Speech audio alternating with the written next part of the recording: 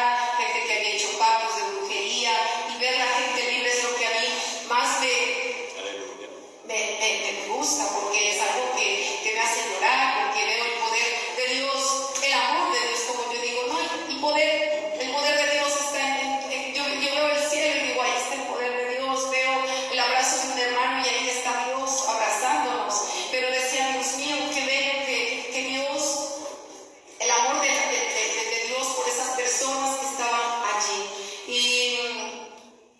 Y otra cosa que antes de darle paso a la hermana Juliet, era que en una casa de gente de mucho dinero nos invitaron para ministrar, y mientras estaba, me dicen, comienza a cantar.